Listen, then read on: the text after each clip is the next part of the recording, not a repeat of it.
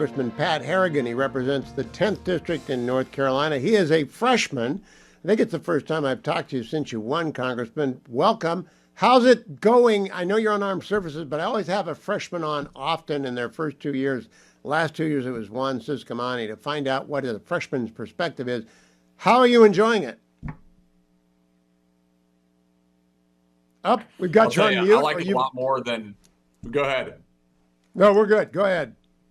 Okay, I like it a lot more than I thought that I would, honestly. And I think that has a lot to do with what we've been able to accomplish in such a short period of time and being a member of the team that has brought the 119th Congress through a reconciliation process that covers 11 different committees of jurisdiction in a 6-month period of time. I mean, truly delivering on President Trump's promise and the promises that we made out on the campaign trail for the American people, and doing that in such a short period of time. It's really been truly a pleasure to be a part of that.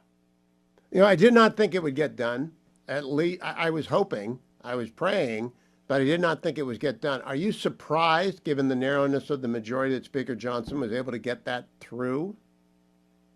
No, I'm not. I know a lot of people looked at the process and said, you know, what's going on? Why is this taking so long? The way that I kind of described it is it's like watching a duck swim on the water. If you look at the surface, the duck is calm, cool, and collected, has a lot of poise. But if you look underneath, it's paddling its little flippers like crazy. And that's what was going on behind the scenes. And Speaker Johnson was leading that charge. You know, he's a man of deep faith and incredible patience. And I think he was probably the only person with the personality that could have actually navigated a 3-seat majority. But I had faith that he was going to be able to do it and that we were all going to be able to stick together and get it done. And that's exactly what happened. So, Congressman Harrigan, before I turn to Armed Services, I want to ask you about the redistricting wars.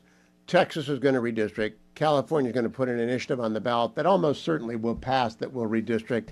I don't know if North Carolina is able to redistrict supermajorities of the Republicans in both houses. I don't know if there's any more juice to be squeezed out of that one. But what do you think generally of the redistricting wars that are breaking out? I think the redistricting wars are honestly unfortunate because I think what it does for the American people is it highlights that this is just highly politicized, right? For no other reason.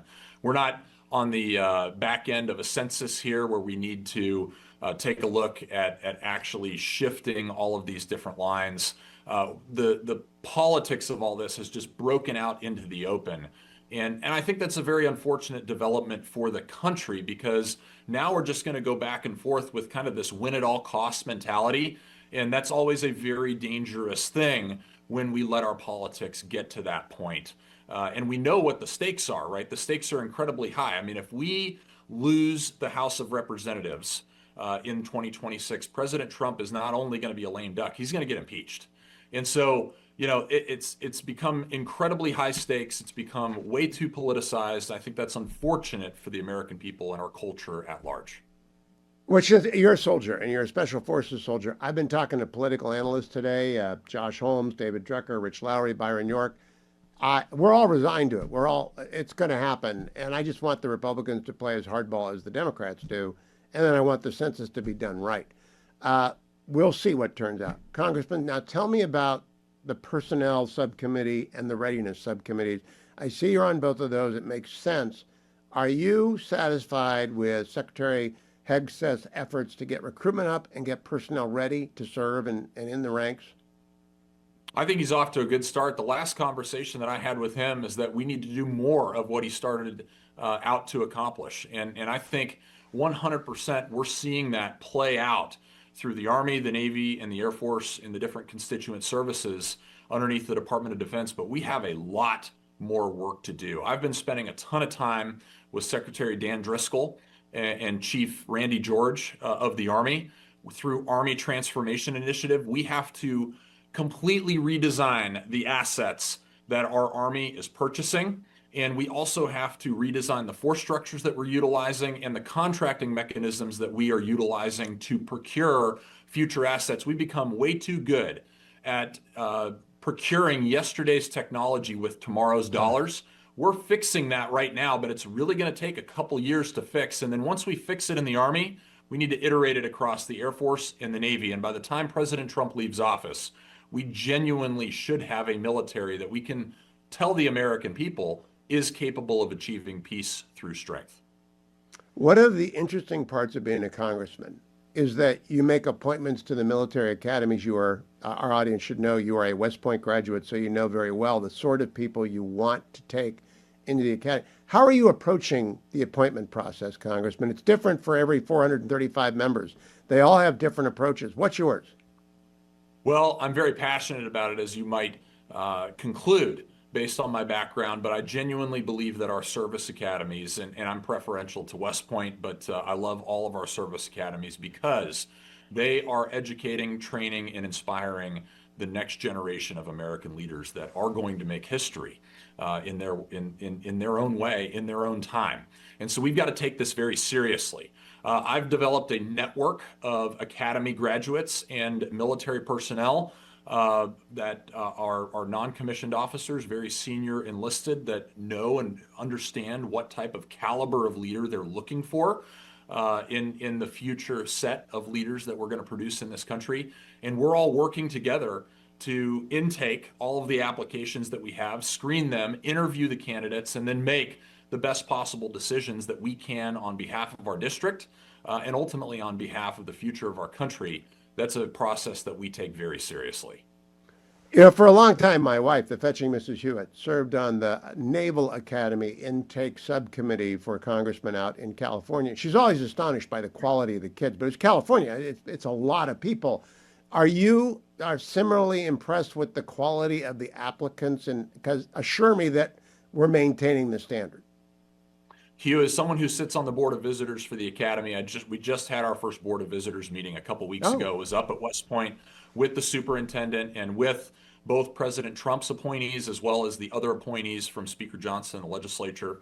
And I'll tell you, I am nothing but impressed by the current crop of cadets that are coming out of West Point. I was so encouraged by this because, you know, we see all the negative stories that are out there.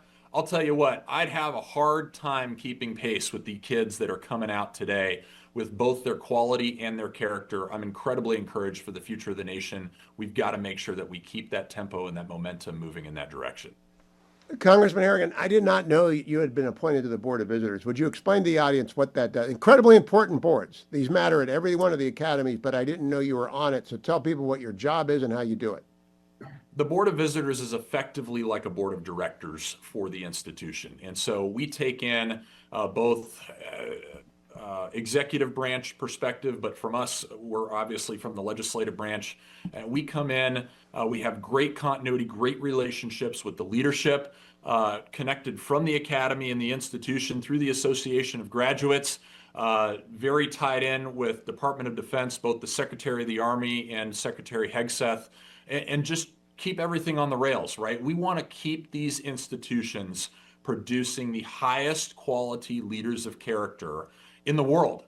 And that's our charter. That's what we are doing. That's what we're going to continue to do. Last question, Congressman. A lot of Republicans are going home for district meetings and town halls. They're being ambushed by Democrat setup. I don't think you would be particularly surprised or in any way intimidated by a hostile group of activists. But has that happened to you in the 10th Congressional District? And how goes the 10th Congressional District? Well, Hugh, we're doing great out here in the 10th Congressional District, and I'm not exactly the guy that you want to ambush. It's not going to work out well. But no, we've had some great discussions across the 10th. I mean, just today, we actually had a pretty sizable meeting with industry up in Winston-Salem, moved over to have a roundtable with farmers out in Yadkin County, and then ultimately toured a mining facility kind of in the middle of our district, and now are out here with you in between a couple other constituent meetings that we've had throughout the day. We're busy, we're at work. This is really where we get our work done. And whether Republican, Democrat, what have you, the only thing that I'm really dedicated to is telling the truth and making sure that the news of the One Big Beautiful Bill and all of the incredible policies that we delivered for the American people aren't being lied about, right? Because that's happening all across the country. We're correcting that record as we see it, but really enjoy the time to be home right now. You know, my son's father-in-law and mother-in-law live in Winston-Salem. I didn't know you represented Winston-Salem. That place is booming. That place is hot. I think he's retiring this year from the local community college, but it's a very vibrant district. Is its demographic mix Republican D changing much, or is it getting redder? It's still pretty democratic, but look, North Carolina is an absolutely incredible place to live. It is growing. It's the third fastest growing state in the nation. It is the #1 state in the country to do business. And that's because we believe in limited government, we believe in low taxes, and we are doing everything that we possibly can to set the conditions for businesses and the American middle class to be successful. You come on out to Far North be it Carolina. from me. I don't want to argue with the Special Forces veteran, but Ohio's the best place to do business. You can have #2, though, Congressman.